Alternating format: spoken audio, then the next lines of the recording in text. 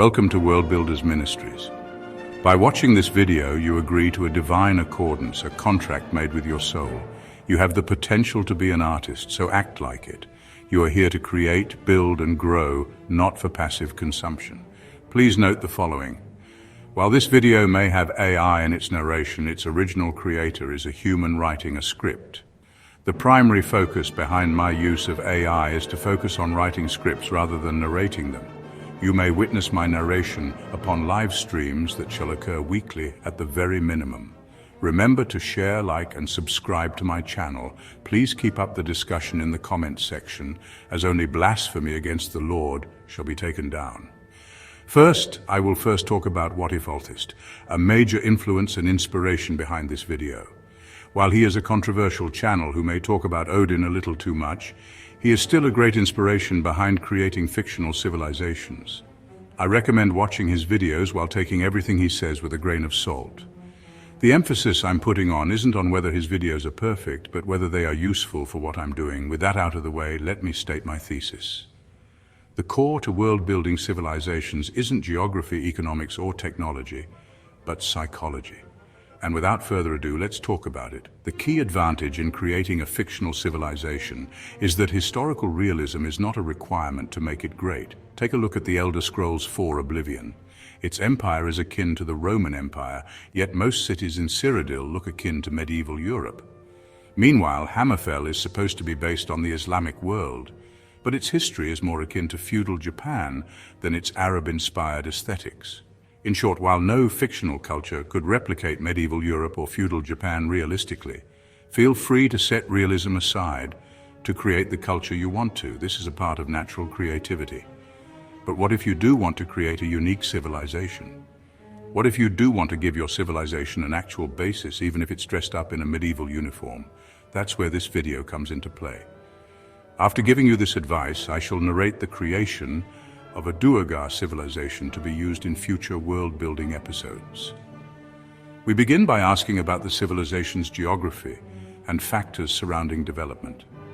They can be incredibly vague, but they will help later on.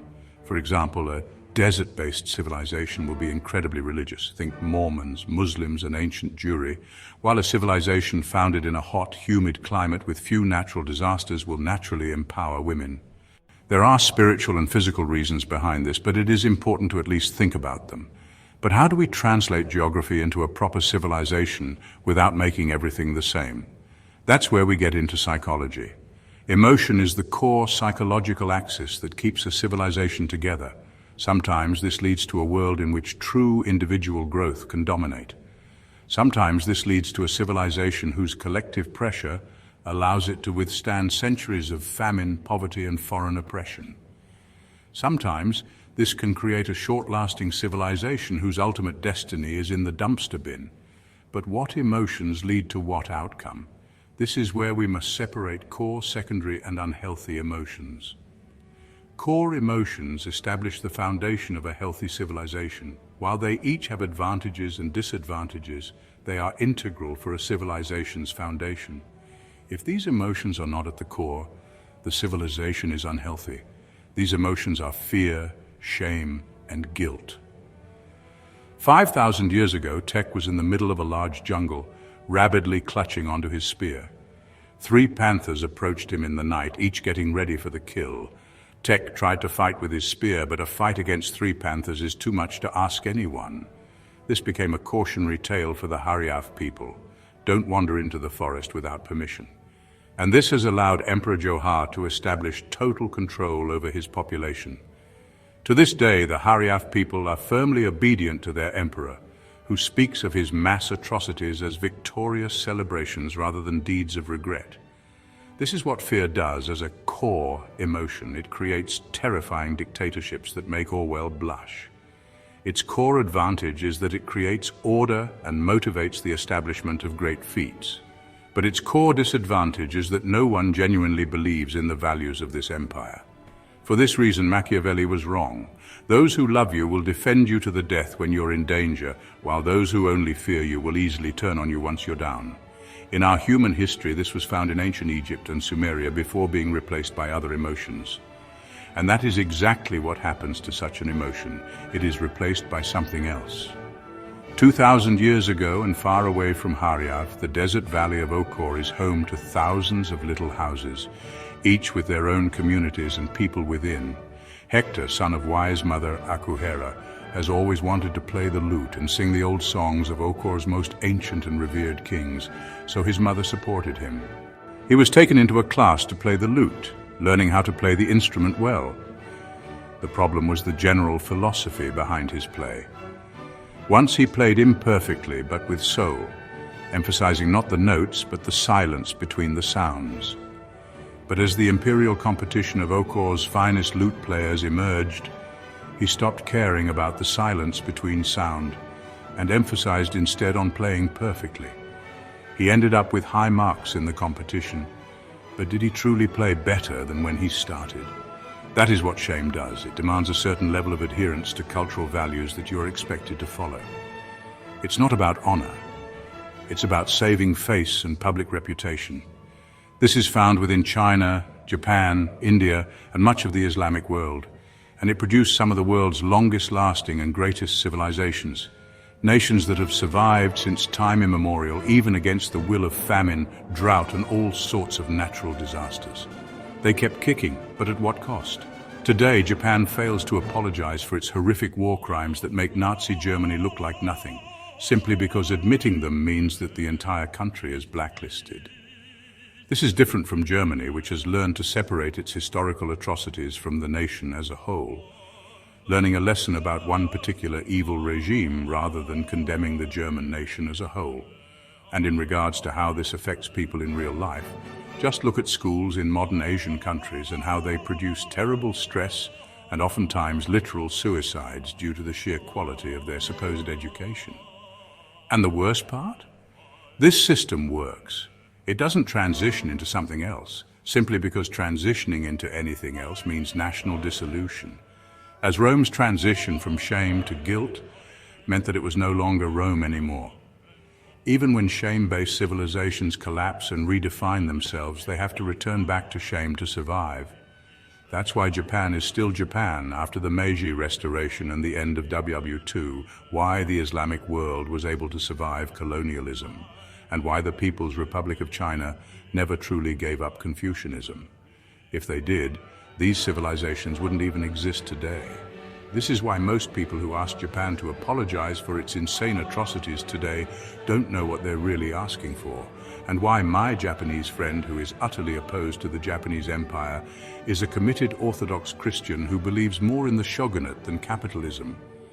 Meanwhile, in the rotten halls of Okor, Hector's perfected lute playing keeps him as a docile bureaucrat instead of an artist. This isn't a bug. The system worked as intended. 1,000 years ago, in the tundras of Kezuak, Kon, a soldier of the Ustavarian Empire fighting against the heretical local population, received a message.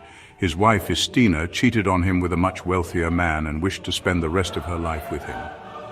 At first, Kon was enraged at his wife, nearly destroying the entire table because of her misdeeds. But then, he remembered the words of the prophets, "Let he who is without sin cast the first stone." He knew that he spent too much time as a soldier and not enough time at home, and he knew that his decision to be a mercenary wasn't based on family love or justice, but simply for money. So he pardoned his wife for her adultery, and while he never returned to fix what was already broken, he chose to live the rest of his life in a monastery. This is what guilt looks like. It's not the abandonment of honor or pride in a warrior culture. It is a recognition of the fact that one's sins rest upon his own, not the nation. This has led the West to transform from a random historical outlier to a powerful civilization. The sheer emphasis on individuality has allowed the West to industrialize, expand, and colonize like nothing else before. The catch? If you know the Catholic priest you're confessing your sins to has done unspeakable acts to children, how would you trust him to forgive you? This is the same with a civilizational belief. It requires belief in the civilization's core principles or doctrine to work. Otherwise, it collapses in on itself. This is why the West is so toxic today, as it has abandoned God, king, and country for democracy, talk therapy, and pop music. This is why Asians have taken over the arts and have created a landscape akin to ochre, but also why the fight to restore Christianity in the West is so important, even if I'm not a Christian myself. This is how I can understand Jordan Peterson's logic. Do you notice one commonality in all three of these emotions, fear, shame, and guilt? They are all negative emotions. Fear means, a big scary monster will eat me. Shame means, I have dishonored the family, and guilt means I have personally wronged myself, but none of them are positive. Why is that? The answer is clear. If Faction A guarantees that I won't be eaten by a tiger, while Faction B guarantees that I will get a Prius, I'll pick Faction A. Not just because it's an easier sell, but because I, a visually impaired person, cannot drive that Prius. Positive emotions are optional and can be opted out, as not everyone will agree, while avoiding negative emotions are things that everyone agrees on. Now let us talk about secondary emotions. These emotions are good ones to have, but never as the primary foundation of a culture. And the best part, they can be positive, not always, but they can be. But why are they secondary emotions? Let's delve into David Icker's rhetoric for a bit. Problem, reaction, solution. Primary emotions of a civilization have that within them, while secondary emotions are missing one or more of these necessary components. In short, they only tell you to build or destroy. They're never complete. The first one is disgust. And disgust isn't always evil. It causes civilizations to take things seriously. It's why you don't drink stale milk, why you hopefully don't jerk off to fury porn, and why the civilized world ignored witchcraft. This allowed the Puritans to be a great civilization, purging their witches and becoming the richest people in the world of their time. The problem? They didn't just purge their witches, they purged people for dancing and celebrating Christmas. While I will always celebrate and defend the noble pilgrims from those who defend literal satanic demon magic, I will still oppose them for sterilizing their culture. And if you want to go further with disgust, Nazi Germany is a perfect example to see why it can't last forever. Disgust alone does not build, it destroys. The key lesson, the pilgrims were right to hate witches, but they were wrong to hate joy. Then we take a look at the emotion based on one of Christianity's greatest sins. Pride. Imagine a warrior culture of nomadic horsemen that has always gained its power through invading other cultures. What justifies them to do so? After all, people may feel guilty for torching homes and raiding villages, even if they're only doing it for their survival. The answer is pride, the belief that you are inherently better than someone else. Does it lead to good things? Of course it does. It keeps the warrior culture that relies on fighting alive, and it encourages people to do great feats. But when it's overused, it will justify terrible atrocities and even acts of suicides because we're obviously better, right? The key lesson? Do great feats because you are worthy, but maybe don't think you can get away with killing the innocent.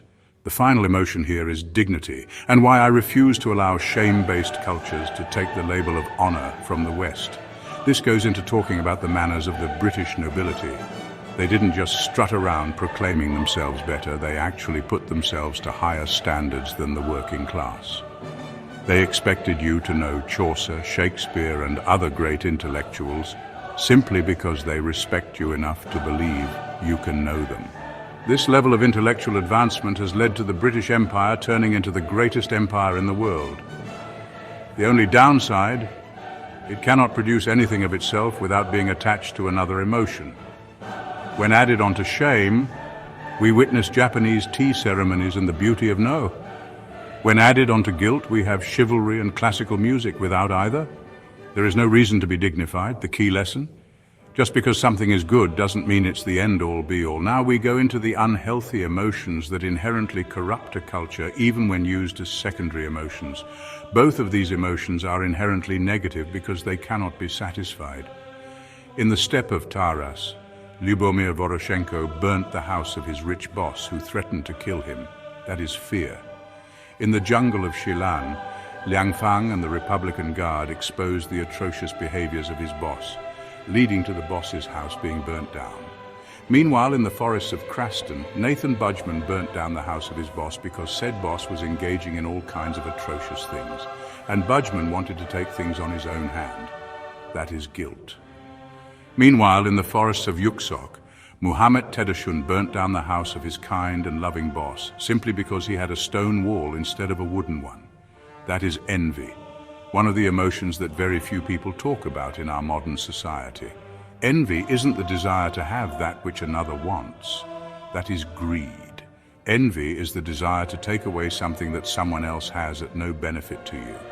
This is often found in communist regimes, leading to the Holodomor, where millions of farmers were killed simply because they were slightly richer than those in poor collective farms.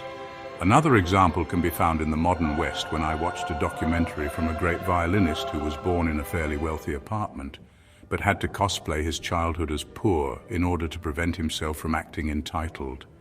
I'm poor, and I hate that crap. But that is exactly what envy is doing. Now let us suppose that you live in a national socialist dictatorship. That sucks, right? So I and a few resistance members decide to overthrow the regime and take power for myself.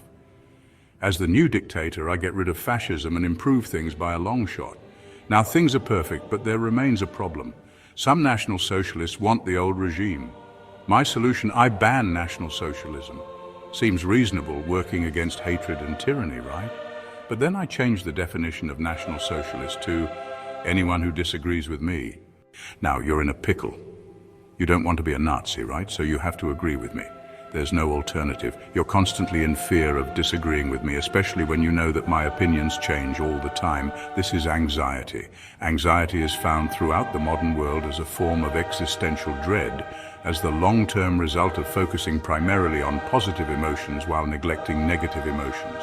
When you think only about peace, hope, and fake love, but then turn on the TV and see war, you don't have any core value to put all of that into context.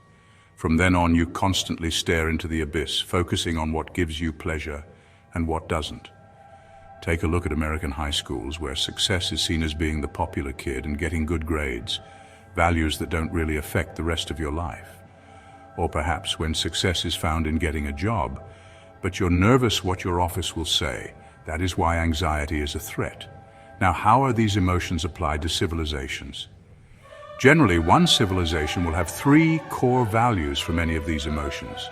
Remember that healthy civilizations have a core emotion as their primary and 2 secondary emotions without a single unhealthy emotion, while unhealthy civilizations have a secondary or unhealthy emotion as their core, and if they're lucky, they'll have a primary emotion as a secondary. Nazi Germany had disgust as its core emotion, with pride and fear being secondary, leading to an unhealthy civilization. Meanwhile, North Korea has fear as its core emotion, with pride and disgust as its secondary emotions, leading to a healthy, if disgusting, civilization. This is a reminder to not equate healthy civilizations as good. But after emotion, what then? I would argue that all civilizations have inherent conflicts, 2 or 3 inherent virtues that go into direct conflict with each other. If one of these virtues win, the civilization enters into a zealous phase in which there's nothing to check its inherent virtue. If these 2 values inherently cooperate instead of conflict with each other, they fuse into one virtue that will go unchecked. That's why these conflicting values must persist. Now let's show how these conflicts work in different civilizations in real life. The medieval West both idolizes the ambitious king and the pious monk, even though they behave as exact opposites. Meanwhile, ancient China honored the civil administrator and the detached monk. One demands worldly success and the other provides a way out. The modern West, on the other hand, has a similar conflict between the corporate entrepreneur and the civil rights activist. Note that even if this conflict is present, that doesn't make the civilization healthy, but if it isn't present, zealotry can take over. So let me make my own civilization, that of the Duergar. After all, I built their religion in the previous video. The Duergar live in caves where life is rough and collective effort is needed to make everything better. Because of this, their nation is founded on shame as its core emotion.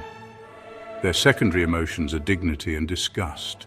They hate the numerous diseases, bats and mind flayers throughout the caves, and have created an unscientific way of solving the core issue involving complex rituals and banning certain behaviors.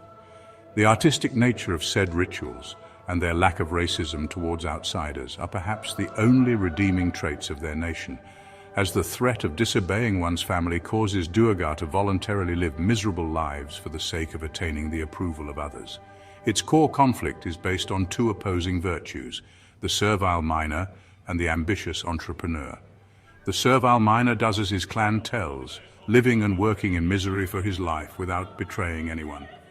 Meanwhile, the ambitious entrepreneur seeks to go beyond his clan's expectation and reach new caves to mine. Both are important for the nation's survival. Both are expected for all. How does this work? It doesn't. Those who want to be adventurers are often blocked by the rigid expectations of the clan, leading to only the most manipulative and evil-natured individuals being able to pull it off.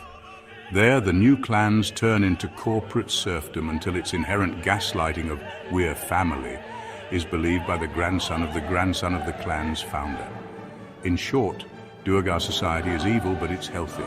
It has at least a millennia before it goes. Now keep in mind, this is a framework. As a world builder, you are an artist, not a nerd. The nerd obediently follows all rules given and treats his setting pedantically, like a perfectly possible patch of the pond of zero peculiarity or potential for anything soulful. The artist learns the rules well, knowing them fully in discipline and training, but always returns to the soul. That is what you, my fellow artists, are to do.